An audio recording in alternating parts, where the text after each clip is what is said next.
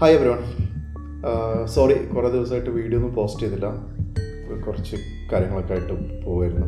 Anyway, ഇനി തൊട്ട് കുറച്ചും കൂടെ റെഗുലറായിട്ട് വീഡിയോസ് പോസ്റ്റ് ചെയ്യാൻ ശ്രദ്ധിക്കാം. ഓക്കെ, അപ്പോൾ കഥയിലേക്ക് വരികയാണെങ്കിൽ, സെപ്റ്റംബർ 15, 2007 മെൽബണിലെ ഒരു അത്യാവശ്യം തിരക്കുള്ള ഒരു റെയിൽവേ സ്റ്റേഷനാണ് സദേൺ ക്രോസ് റെയിൽവേ സ്റ്റേഷൻ.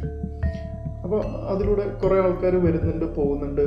പല ലെവലുകളായിട്ടാണ് ഈ റെയിൽവേ സ്റ്റേഷൻ ഉള്ളത്. അപ്പോൾ ഒരു ലെവലിൽ നിന്ന് തൊട്ട് മുകളിലെ ലെവലിലേക്ക് പോകാൻ വേണ്ടിയിട്ട് എസ്കലേറ്ററാണ്, ലിഫ്റ്റ് അല്ലാണ്ട് ഒരു എസ്കലേറ്റർ ഉണ്ട്. അപ്പം രണ്ടാൾക്കാർ ഇങ്ങനെ നടന്നു വരുമായിരുന്നു. ഒരു ഹസ്ബൻഡ് ആൻഡ് വൈഫ്, അവരൊരു ഏഷ്യൻ ഫാമിലിയാണ്. അവരിങ്ങനെ നടന്നു വരുമ്പോൾ എസ്കലേറ്ററിൻ്റെ താഴെ, അതായത് എസ്കലേറ്റർ കയറുന്നതിൻ്റെ ഭാഗത്തായിട്ട് ഒരു റെഡ് ജാക്കറ്റ് ഇട്ട ഒരു ചെറിയ പെൺകുട്ടി, ഒരു 3-4 വയസ്സുള്ളൊരു പെൺകുട്ടി നിൽക്കുന്നവർ കണ്ടു. കുട്ടീനെ കണ്ടപ്പോൾ തന്നെ അവർക്ക് മനസ്സിലായി ഒരു ഏഷ്യൻ കുട്ടിയാണെന്ന്. കുട്ടിയുടെ കൂടെ വേറെ ആരും ഉണ്ടായിരുന്നില്ല, അച്ഛനും അമ്മയൊന്നും ഇല്ലാണ്ട് ഒരു കുട്ടി നിൽക്കുന്ന കണ്ടപ്പോൾ അവർ വിചാരിച്ചു കുട്ടീനെ അവിടെ നിർത്തിയിട്ട് തൊട്ടടുത്തേക്ക് സാധനങ്ങൾ എന്തെങ്കിലും വാങ്ങാൻ പോയതായിരിക്കും വിചാരിച്ചിട്ട് അവർ വിചാരിച്ചു കുറച്ച് സമയം കുട്ടിയുടെ കൂടെ ഇരിക്കാമെന്ന്. പക്ഷെ അവർ നോക്കി കുറച്ച് കഴിഞ്ഞിട്ടും ആരും വരുന്നില്ല. അപ്പോൾ അവർ തീരുമാനിച്ചു ഈ കുട്ടീനെ അപ്രോച്ച് ചെയ്തിട്ട് എന്താ പ്രശ്നം എന്ന് ചോദിക്കാമെന്ന്. അപ്പോൾ ഇവർ വിചാരിച്ച് കുട്ടി ചൈനീസ് ആണെന്ന് വിചാരിച്ച് ഇവർ ചൈനീസിൽ സംസാരിക്കുന്ന, മാൻഡറിൻ സംസാരിച്ചിട്ട് കുട്ടി ഒന്നും റെസ്പോണ്ട് ചെയ്യുന്നില്ല. അപ്പം ഇവർക്ക് ഒരു സുഖം തോന്നില്ല. ഇവർ അവിടെ സ്റ്റേഷനിലുണ്ടായിരുന്ന ഒരു റെയിൽവേ എംപ്ലോയിനെ വിളിച്ചിട്ട് പറഞ്ഞു, ഇങ്ങനെ ഒരു കുട്ടി നിൽക്കുന്നുണ്ട്, എന്താ അറിഞ്ഞൂടെ, കൂടെ ആരും കാണുന്നില്ല, ഞങ്ങൾ കുറച്ച് നേരമായി വാച്ച് ചെയ്യുന്നെന്ന്. അപ്പോൾ റെയിൽവേ എംപ്ലോയി വന്നിട്ട് കുട്ടിയുടെ അടുത്ത് സംസാരിക്കാൻ നോക്കി. കുട്ടി ഒന്നും പറയുന്നില്ല, കുട്ടി അനങ്ങുന്നില്ല ഇൻഫാക്റ്റ് ആ സ്ഥലത്തുനിന്ന്. അപ്പം ആൾ പറഞ്ഞു, ഇത് നമ്മൾ വിചാരിച്ചാൽ തീരുന്നൊരു പ്രശ്നമാണെന്ന് തോന്നുന്നില്ല, എനിക്ക് തോന്നുന്നത് നമ്മൾ പോലീസിനെ ഇൻവോൾവ് ചെയ്യുന്നതായിരിക്കും നല്ലത് എന്നാൾ പറഞ്ഞ് അവർ പോലീസിനെ വിളിച്ചു. ആള് അങ്ങനെ പോലീസ് സ്ഥലത്തെത്തി. അവർ കുട്ടീനോട് സംസാരിക്കാൻ നോക്കുന്നുണ്ട്, കുട്ടിയൊന്നും പറയുന്നില്ല. അവരൊരു ഇൻ്റർപ്രറ്ററിനെ വെച്ചിട്ട് സംസാരിക്കാൻ നോക്കി, എന്നിട്ടും കുട്ടിയൊന്നും പറയുന്നില്ല. പേരെന്താണെന്നറിയില്ല, എവിടുന്ന് വന്ന് ഒരു ഐഡിയയും കിട്ടുന്നില്ല. അപ്പോൾ ആ കുട്ടി ഇട്ടിരുന്ന ഡ്രസ്സിൻ്റെ കമ്പനി പംകിൻ പാച്ച് ആയിരുന്നു. പംകിൻ പാച്ച് എന്നുള്ള ഒരു ന്യൂസിലാൻഡ് ബേസ്ഡ് കമ്പനിയാണ്. ഡ്രസ്സുകൾ, കുട്ടികളുടെ ഡ്രസ്സ് ഉണ്ടാക്കുന്ന ഒരു ഫേമസ് ആയിട്ടുള്ള കമ്പനിയാണ്. ആ കുട്ടി ഇട്ടിൻ്റെ മുകളിൽ പംകിൻ പാച്ചിൻ്റെ ഒരു ലേബൽ ഉണ്ടായിരുന്നു. അപ്പോൾ അവർ ആ കുട്ടീൻ്റെ പംകിൻ എന്ന് വിളിക്കാൻ തീരുമാനിച്ചു. അങ്ങനെ പംകിൻ്റെ കഥ ലോകം അറിയാൻ തുടങ്ങിയായിരുന്നു അവിടെ വെച്ചിട്ട്. ഇനി അങ്ങോട്ടുള്ള ഓരോ സംഭവങ്ങളും നമുക്ക് ആലോചിക്കാൻ പറ്റാത്തത്ര കാര്യങ്ങളാണ്. എന്നാൽ ഇനി അങ്ങോട്ടുള്ള ഓരോ സംഭവങ്ങളും ഒരുപക്ഷെ നമുക്കറിയുന്ന പല ആൾക്കാർക്കും സംഭവിച്ചു കൊണ്ടിരിക്കുന്നതും സംഭവിക്കാൻ സാധ്യതയുള്ള കാര്യങ്ങളാണ്. അതുകൊണ്ട് തന്നെ നമ്മളെല്ലാവരും ഈ കഥ ഒന്ന് പൂർണ്ണമായിട്ട് കേൾക്കാൻ ശ്രമിക്കാം. ആൻ ആൻഡ് ലൂ, അല്ലെങ്കിൽ പൊതുവെ എല്ലാവരും വിളിച്ചിരുന്ന ആനി എന്ന് പേരുള്ളൊരു പെൺകുട്ടി, വുഹാൻ എന്ന് പറഞ്ഞൊരു പ്രവിശ്യന്ന്, ചൈനയിലെ വുഹാൻ പ്രവിശ്യ. I think most of us know Wuhan by now, right? അപ്പോൾ അവിടുന്ന് ന്യൂസിലാൻഡിലേക്ക് പഠിക്കാൻ വേണ്ടി വന്ന ഒരു ആളായിരുന്നു. അപ്പോൾ അവരൊരു എഡ്യൂക്കേഷണൽ വിസ, അല്ലെങ്കിൽ അങ്ങനത്തെ പഠിക്കാൻ വേണ്ടി ഒരു അക്കാഡമിക് വിസയിലാണ് വന്നത്. അവരുടെ പ്ലാൻ എന്താ വെച്ചിട്ടുണ്ടെങ്കിൽ അവിടെ ന്യൂസിലാൻഡിൽ തന്നെ കണ്ടിന്യൂ ചെയ്യുക, അവിടുത്തെ പെർമനൻറ്റ് റെസിഡൻസ് എടുത്തിട്ട് അവിടെ തന്നെ കണ്ടിന്യൂ ചെയ്യണം എന്നുള്ള ആഗ്രഹത്തിലാണ് ചൈനയിൽ നിന്ന് ഇങ്ങോട്ട് വന്നത്. അപ്പോൾ ഇവർ പഠിച്ചു കഴിഞ്ഞു, പഠനത്തിനുള്ള വിസയുടെ സമയം കഴിഞ്ഞു. പിന്നെ ഇവർ ഈ പെർമനൻറ്റ് റെസിഡൻസിക്ക് അപ്ലൈ ചെയ്യുമ്പോൾ ഇവരുടെ ഇംഗ്ലീഷ് പ്രൊഫഷ്യൻസി ടെസ്റ്റിലൊന്നും ഇവർ വിചാരിച്ച പോലത്തെ ഒരു സ്കോർ കിട്ടുന്നില്ല. അപ്പോൾ പല പ്രാവശ്യം ഇവർ അപ്ലൈ ചെയ്തെങ്കിലും റിജക്റ്റഡായി. ഇവർക്ക് ആ സ്കോർ കിട്ടാത്തതുകൊണ്ട് അങ്ങനെ റിജക്റ്റഡായി. ഇനി നാട്ടിലേക്ക് തിരിച്ചു പോകേണ്ടി വരും എന്നുള്ളൊരു അവസ്ഥയായി. അപ്പോൾ ഇവർ വന്നപ്പോൾ തൊട്ട് താമസിക്കുന്നത് ഓക്ലൻഡിലാണ് ഇവർ പഠിക്കുന്നത്. അപ്പോൾ വന്നപ്പോൾ തൊട്ട് താമസിക്കുന്നത് ആ ഏരിയയിലുള്ള വളരെ എല്ലാവരും അറിയുന്ന ഒരു ചൈനീസ് ആയിട്ടുള്ള ഒരു ആളുടെ കൂടെയാണ് താമസിക്കുന്നത്. അയാളുടെ പേരാണ് നൈൻഷു. നൈൻഷു എന്നുള്ളത് കോമൺ ആയിട്ട് അവിടെ എല്ലാവരും മൈക്കിൾ എന്നാണ് വിളിക്കുന്നത്. ഈ ചൈനീസ് നെയിംസ് പ്രൊനൗൺസ് ചെയ്യാൻ ബുദ്ധിമുട്ടായതുകൊണ്ട് യൂഷ്വലി അവർക്കൊരു ഇംഗ്ലീഷ് നെയിമും കൂടെ ലോക്കൽ കമ്മ്യൂണിറ്റിക്ക് വേണ്ടിയിട്ട് അവർ യൂസ് ചെയ്യുന്നുണ്ടാവും. ഈ നൈൻഷു ചൈനയിൽ നിന്ന് ഓൾമോസ്റ്റ് ഒരു 2000 മുന്നേ വന്നതാണ്. വന്ന സമയത്ത് ഭാര്യ ഉണ്ടായിരുന്നു, ഒരു മോളുണ്ടായിരുന്നു കൂടെ. പിന്നെ ഭാര്യയായിട്ട് കുറച്ച് പ്രശ്നങ്ങളൊക്കെ ആയിട്ട് ഭാര്യ ഡിവോഴ്സായിട്ട് ഓൾമോസ്റ്റ് 2000 അവരുടെ ഡിവോഴ്സായിട്ട് ഭാര്യ തിരിച്ച് ചൈനയിലേക്ക് തന്നെ പോയി. മോള് ആളുടെ കൂടെ തന്നെ താമസിക്കുകയാണ്. ഗ്രേസ് എന്നാണ് മോളുടെ പേര്.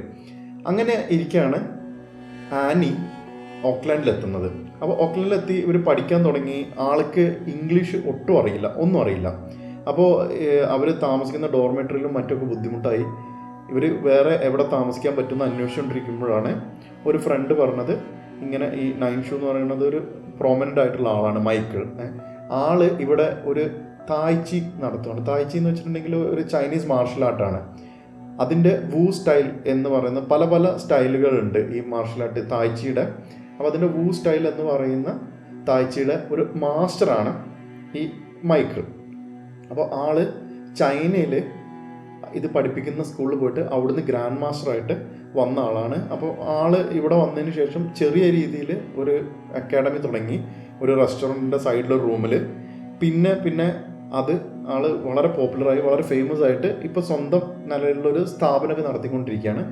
അപ്പോൾ ആളെടുത്ത് ചോദിച്ചപ്പോൾ ആൾ പറഞ്ഞു, എൻ്റെ ഒരു സ്പെയർ റൂമുണ്ട്, നിങ്ങൾക്ക് യൂസ് ചെയ്യാം എന്ന് പറഞ്ഞിട്ട് ആളുടെ കൂടെയാണ് ഇവർ താമസിക്കുന്നുണ്ടായിരുന്നത്.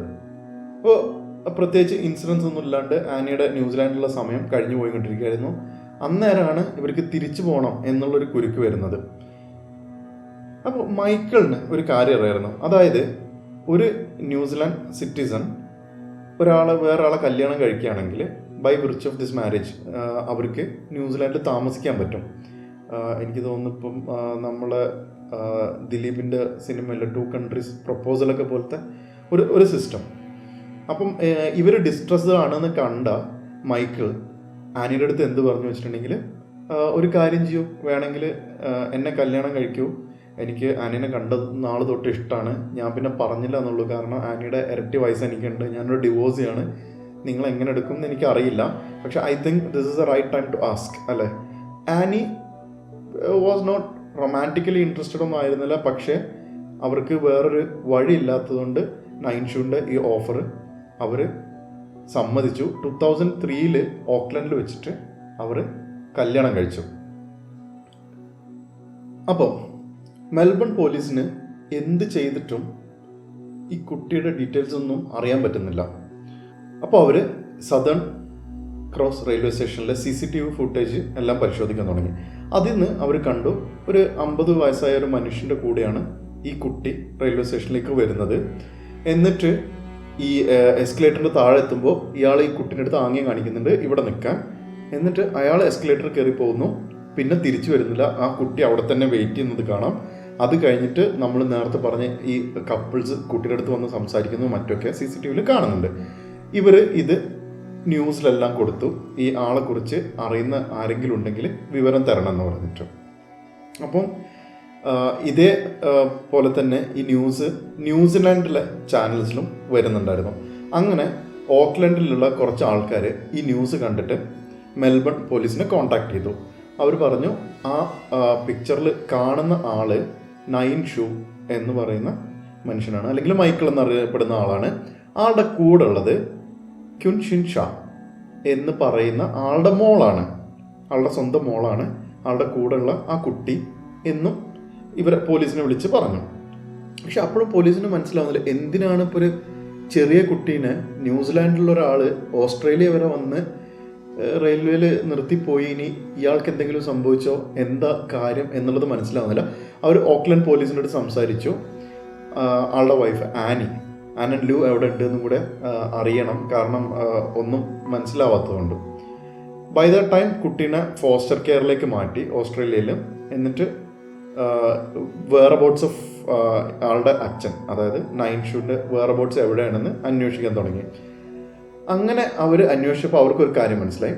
ആള് കുട്ടീനെ റെയിൽവേ സ്റ്റേഷനിൽ വിട്ട ശേഷം നേരെ പോയത് മെൽബൺ എയർപോർട്ടിലേക്കാണ്. മെൽബൺ എയർപോർട്ടിലെ CCTVയിൽ ആളെ കാണുന്നുണ്ട്. ആള് ചിരിച്ചുകൊണ്ട് CCTV ക്യാമറയിലേക്ക് നോക്കി ചിരിച്ച് ആള് ഫ്ലൈറ്റിൽ കയറി US പോയത്. കാലിഫോർണിയയിലേക്കുള്ള ഒരു ഫ്ലൈറ്റിൽ കയറി പോയി എന്നുള്ള കാര്യം മനസ്സിലായി.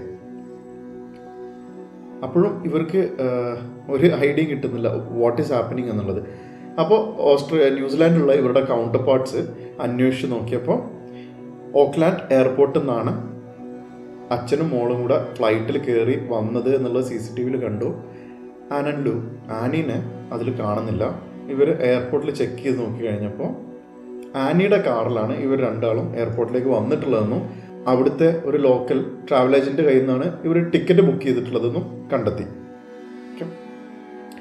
അപ്പോൾ ഇവർ ആനന്ദ് അന്വേഷിക്കാൻ തുടങ്ങി. വീട്ടിൽ പോയി അന്വേഷിച്ചു, അവിടെ കാണുന്നില്ല. എയർപോർട്ട് CCTVയിൽ ഒന്നും കാണുന്നില്ല. അവസാനമായിട്ട് ആനന്ദ് ആരെങ്കിലും കണ്ടത് 11th സെപ്റ്റംബറിനായിരുന്നു 2007. അതിനുശേഷം ആരും കണ്ടിട്ടില്ല. നെയ്ബേഴ്സ് എല്ലാം പറഞ്ഞു അവർ ക്വൈറ്റ് റിസർവ്ഡ് ആയിട്ടുള്ളൊരു ഫാമിലി ആയിരുന്നു, അങ്ങനെ അധികം പുറത്തൊന്നും കാണാറില്ല. പിന്നെ കാണുന്നത് ആനീനെയാണ്. മൈക്കിള് വല്ലപ്പോഴൊക്കെ പുറത്ത് വരും. ആളങ്ങനെ അധികം ആരടുത്തും ഫ്രണ്ട്ലി ആവുന്ന ഒരു സ്വഭാവക്കാരനൊന്നും അല്ലായിരുന്നു. He was basically reserve to his community. അങ്ങനെയൊക്കെയാണ്. ഇവരിപ്പോൾ താമസിക്കുന്ന നെയ്ബർഹുഡിൽ അധികം ആൾക്കാരുടെ അടുത്തൊന്നും ഇവരത്ര ഫ്രണ്ട്ലി അല്ലായിരുന്നു. മോളെയും അങ്ങനെ കാണാറൊന്നുമില്ല എന്ന് പറഞ്ഞു. പക്ഷെ അസാധാരണമായിട്ട് ഒന്നും ആരും ശ്രദ്ധിച്ചിട്ടില്ല എന്നറിഞ്ഞു. വീടിൻ്റെ പുറത്ത് നൈൻഷുവിൻ്റെ കാറ് നിൽക്കുന്നുണ്ട്.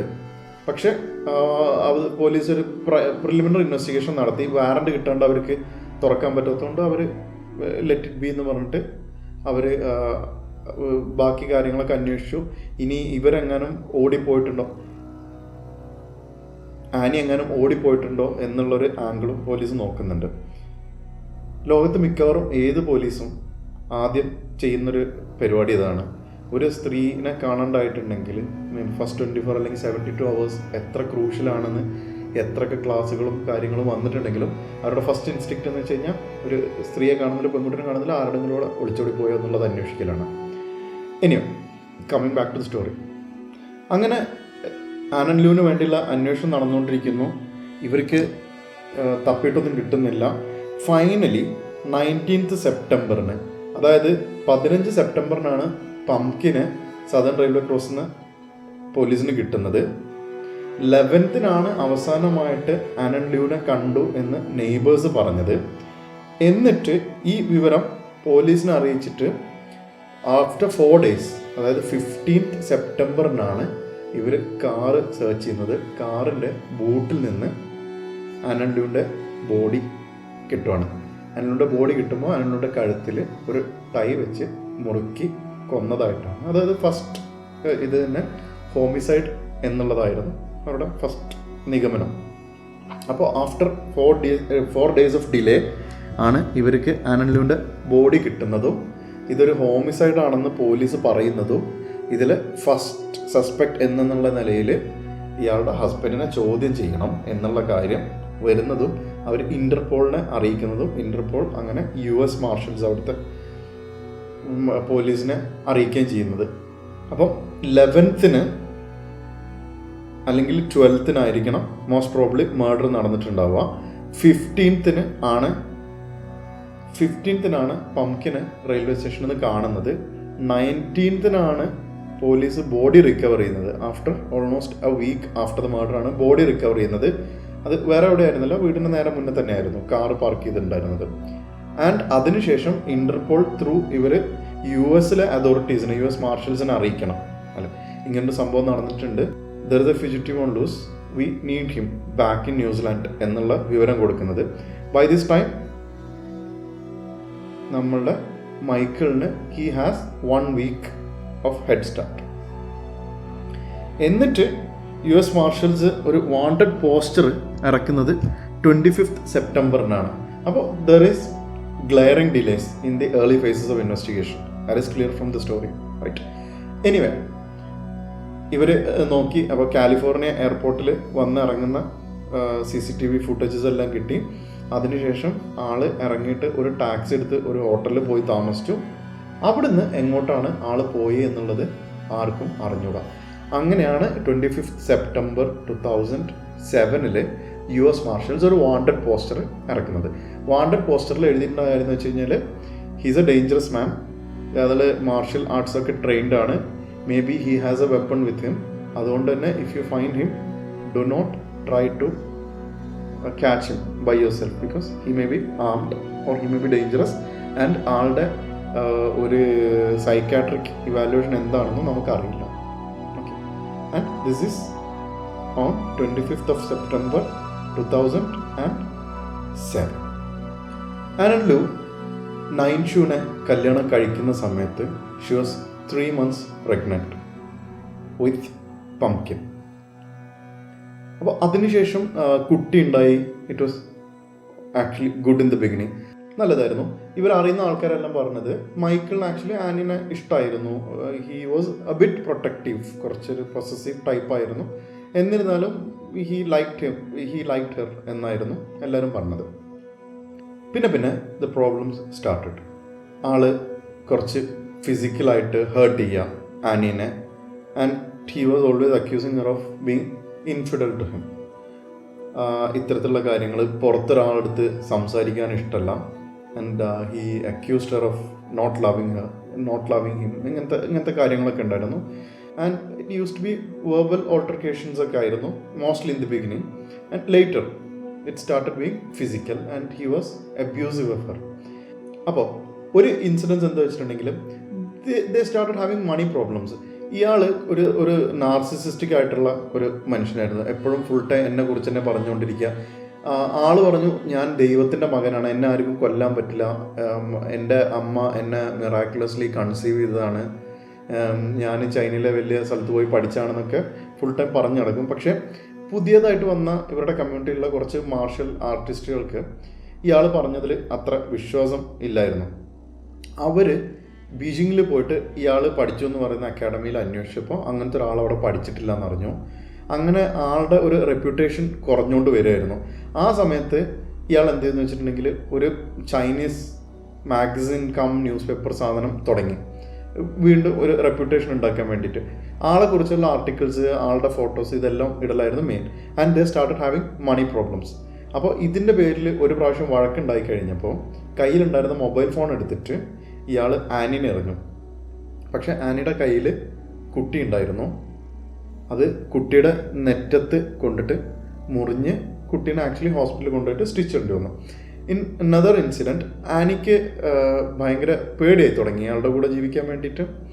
അപ്പം ആനി വീട്ടിൽ എന്തൊരു സാധനം നോക്കുന്ന സമയത്ത് ഒരു ഡ്രോയിൻ്റെ ഉള്ളിൽ ഒരു ഗൺ ഇരിക്കുന്നത് കണ്ടു.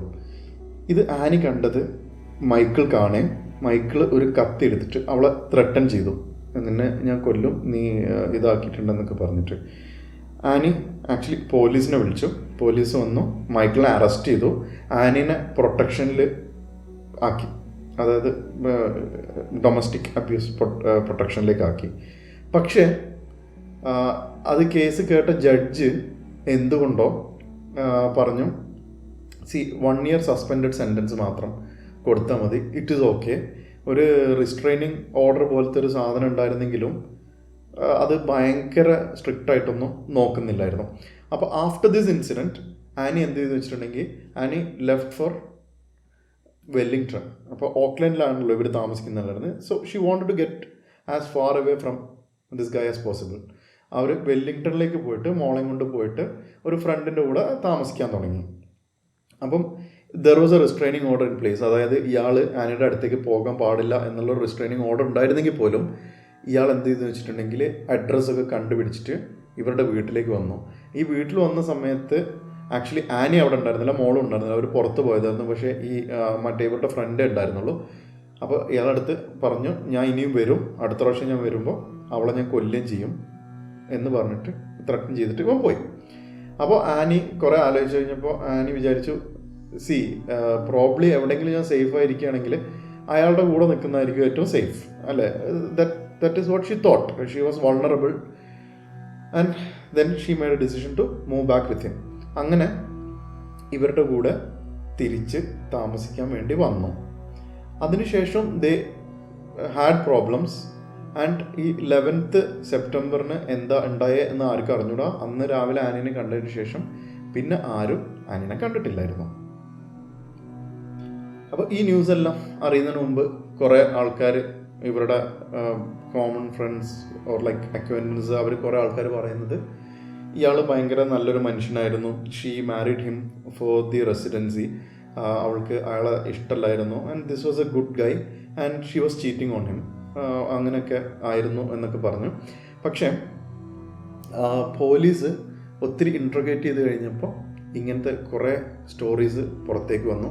അതിൻ്റെ കൂടെ തന്നെ ഇയാളെക്കുറിച്ച് ഇയാൾ പൈസ കൊടുത്തിട്ട് ഒരു വീഡിയോ ചെയ്യിപ്പിച്ചിട്ടുണ്ടായിരുന്നു, ഒരു short video on how he was A master of this tai chi woo style എന്നൊക്കെ പറഞ്ഞിട്ട്.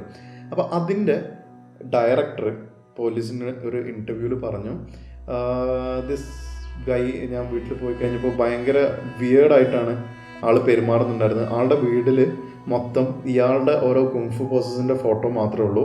മോളുടെ വൈഫിൻ്റെ ഒരു ഫോട്ടോ പോലും കണ്ടില്ല.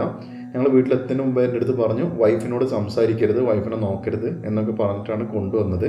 പിന്നെ വൈഫിൻ്റെ അടുത്ത് പെരുമാറുന്നത് ഇറ്റ് വാസ് നോട്ട് ലൈക്ക് ഒരു ഹസ്ബൻഡ് വൈഫ് പോലെയൊന്നും അല്ല തോന്നിയത്, more like he was in command of her എന്നുള്ള രീതിയിലായിരുന്നു എന്നൊക്കെ പറഞ്ഞു. പിന്നെ പയ്യെ വേറെ ആൾക്കാരും ഇത് കൊറോബറേറ്റ് ചെയ്യാൻ തുടങ്ങി. See not everything was green or rosy എന്നുള്ളത്. അതിൻ്റെ ഇടയിലാണ് പോലീസിന് ആനൻ ലൂവിൻ്റെ ഒരു ബ്ലോഗ് കിട്ടുന്നത്.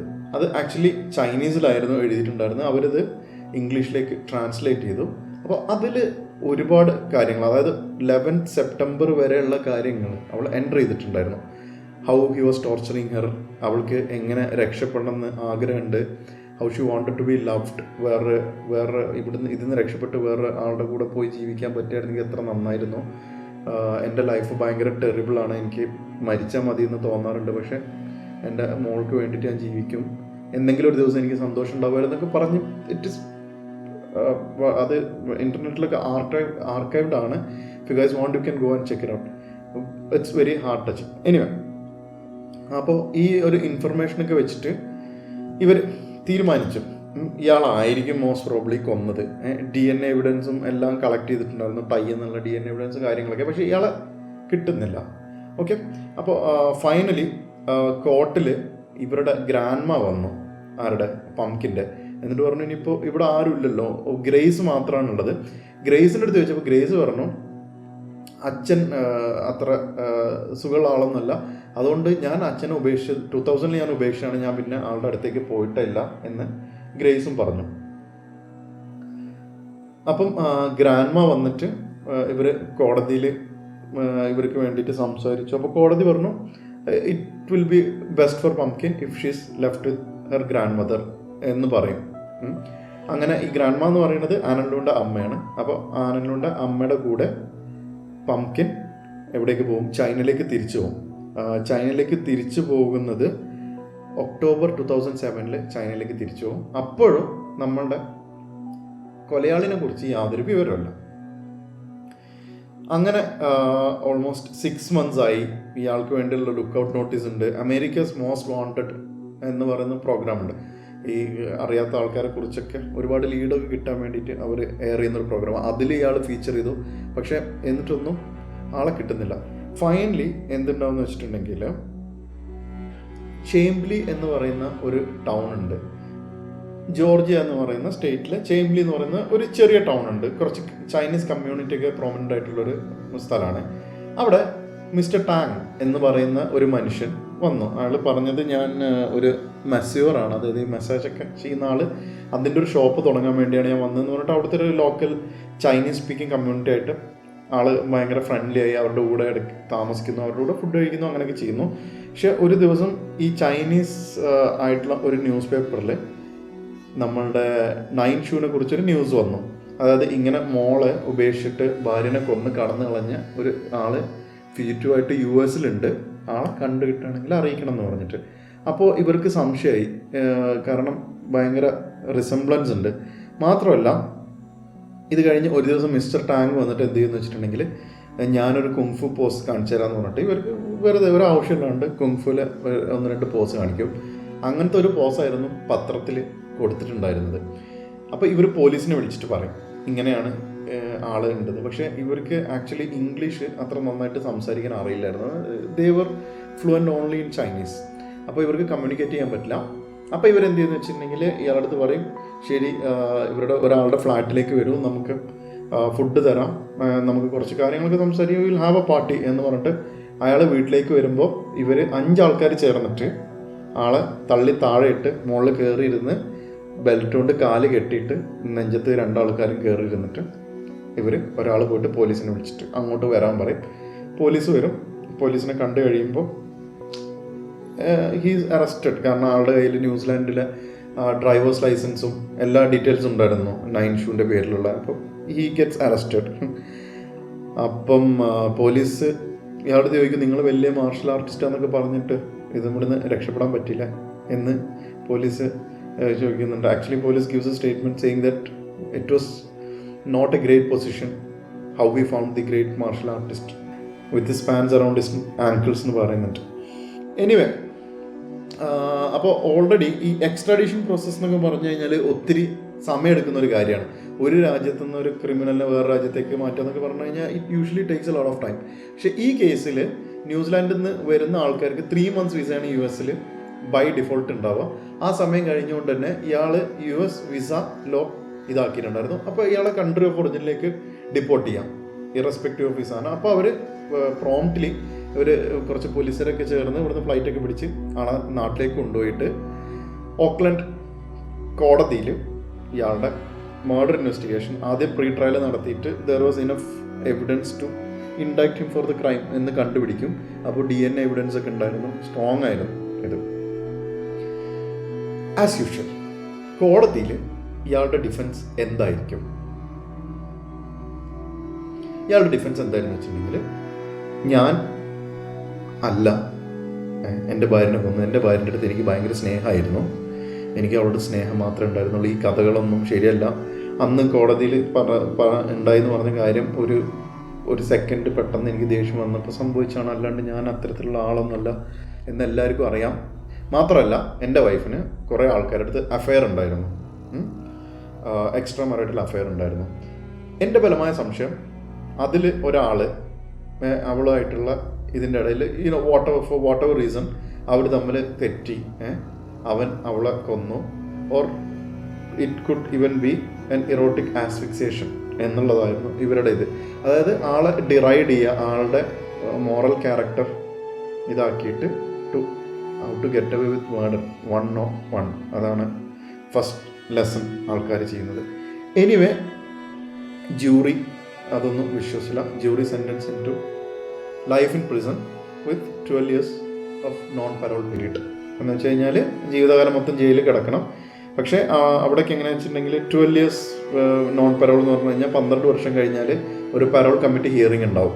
എന്നിട്ട് അവർ നമ്മൾ നന്നായോ, നമ്മൾ actually do we understand, do we take responsibility, അങ്ങനത്തെ കാര്യങ്ങളൊക്കെ അന്വേഷിച്ചിട്ട് അവർക്ക് വേണമെങ്കിൽ നമ്മളെ വിടാം, നമ്മൾ ചേഞ്ച് ചെയ്തെന്ന് തോന്നുകയാണെങ്കിൽ.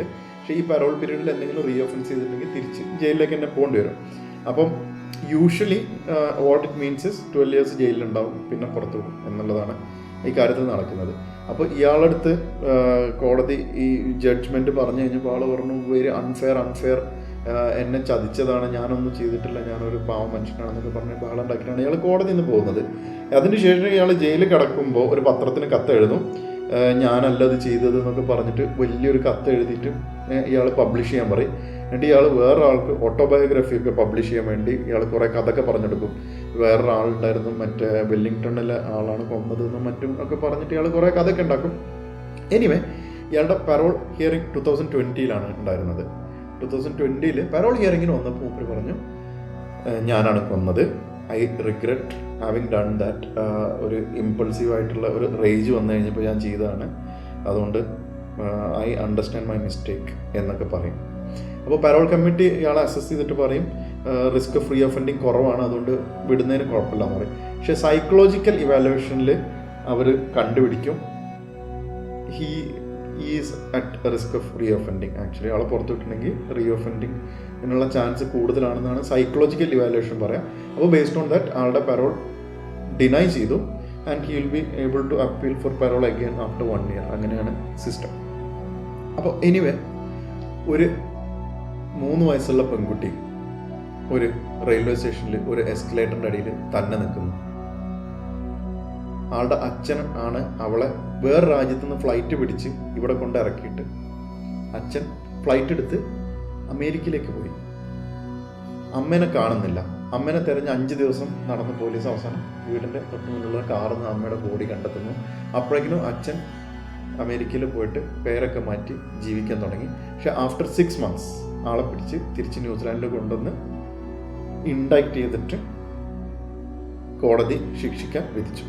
അപ്പോൾ ഇതൊക്കെ നടന്നുകൊണ്ടിരിക്കുമ്പോൾ ഇവൻ്റെ ഈ ഫാമിലി കോർട്ടിൽ വന്ന റൂളിംഗ് ഉണ്ടല്ലോ, 1 year സസ്പെൻഡഡ് ആയിട്ടുള്ള ഒരു ഇത് വന്നുകൊണ്ടാണ് ആ സമയത്ത് വിത്തിൻ ദാറ്റ് 1 year, അതായത് ആ ജഡ്ജ് അന്ന് ഈ 1 year സസ്പെൻഡഡ് ഇംപ്രിസൺമെൻ്റ് അല്ല കൊടുത്തിരുന്നെങ്കിൽ അയാളെ ശരിക്കും ജയിലിലാക്കിയിരുന്നെങ്കിൽ ആനന്ദു ഇന്ന് ജീവിച്ചിരുന്നേനെ. അപ്പോൾ ഇതിൻ്റെ പേരിൽ അവിടെ ഒരുപാട് പ്രോബ്ലംസ് വന്നു. കാരണം ആ ജഡ്ജ്മെൻറ്റ് ഭയങ്കര ലീനൻ്റ് ആയിപ്പോയി. അതായത് എനിക്ക് ദേഷ്യം വന്നപ്പോൾ ചെയ്താണ്, അവൾ ഇങ്ങനെ ആയതുകൊണ്ടാണ് ഞാൻ ചെയ്തത് എന്നൊക്കെയുള്ള വാദം ജഡ്ജ് മുഖവിലക്കെടുത്തു എന്ന് പറഞ്ഞിട്ട് ന്യൂസിലാൻഡിൽ ഭയങ്കര പ്രശ്നം നടന്നു. പക്ഷേ ആസ് യൂഷ്വൽ എല്ലാ സ്ഥലത്തുള്ള പോലെ തന്നെ ബാക്കി ജഡ്ജിമാരൊക്കെ വന്നിട്ട് പറഞ്ഞു അങ്ങനെയല്ല, ഞങ്ങൾ ഭയങ്കര അതാണ്, അങ്ങനെയൊന്നും ചെയ്തല്ല എന്നൊക്കെ പറഞ്ഞെങ്കിലും പാർലമെൻറ്റിൽ ഇതിനെക്കുറിച്ച് ഡിസ്കഷൻ വന്നു കഴിഞ്ഞപ്പോൾ അവർ ഒരു കാര്യം തീരുമാനിച്ചു. അതായത് ഏർലിയസ്റ്റ് സൈൻസ് ഓഫ് ഒരു ഡൊമസ്റ്റിക് വയലൻസും അതൊരു ലീഗൽ സംഭവത്തിലേക്ക് എത്തുന്നതിൻ്റെ ഒരു കാര്യം എന്ന് വെച്ച് കഴിഞ്ഞാൽ, if you are feeling unsafe, നിങ്ങൾ സേഫ് ആണെന്ന് നിങ്ങൾക്ക് തോന്നുന്നില്ല to be living with your spouse, അതാണ് single biggest indicator of such a event happening എന്ന് അവർ കണ്ടെത്തി. അങ്ങനെ അവർ പുതിയൊരു ക്വസ്റ്റ്യനർ ഉണ്ടാക്കി നോക്കി കഴിഞ്ഞപ്പോൾ അതിലെ മെയിൻ 3 ക്വസ്റ്റ്യൻസും ആനൻലി സാറ്റിസ്ഫൈ ചെയ്യുന്നുണ്ടായിരുന്നു. അപ്പോൾ എനിവേ ജഡ്ജിൻ്റെ ജഡ്ജ്മെൻറ്റ് തെറ്റായിരുന്നു, but they are not going to accept it, അല്ലേ? ഇപ്പോൾ പല ആൾക്കാരും അങ്ങനെയാണല്ലോ, തെറ്റ് ചെയ്ത് കഴിഞ്ഞാലും ആക്സെപ്റ്റ് ചെയ്യാൻ പറ്റില്ലല്ലോ, അല്ലേ? റംബുട്ടാൻ്റെ ഒക്കെ കാര്യം പറഞ്ഞ പോലെ. അപ്പോൾ anyway moral of the story is do not remain in an abusive relationship. Get out, get a divorce, get out, pack your bags, leave him, leave her, just escape. Okay, അപ്പോൾ ഇന്ന് നമ്മളെ ബാക്ക്ഗ്രൗണ്ടൊക്കെ കുറച്ച് പുതിയതാണ്. കാരണം I mean a new place. Actually എനിക്ക് വീട്ടിൽ നിന്ന് ചെയ്യാൻ പറ്റിയില്ല. So I hope I can make do with this. അപ്പോൾ ഇതിൽ എഡിറ്റിങ്ങും അതുപോലെ തന്നെ ആയിരിക്കും. It will be a little bit you know less engaging. So anyway, story is important, right? Well, thank you for listening. Goodbye. See you in the next one.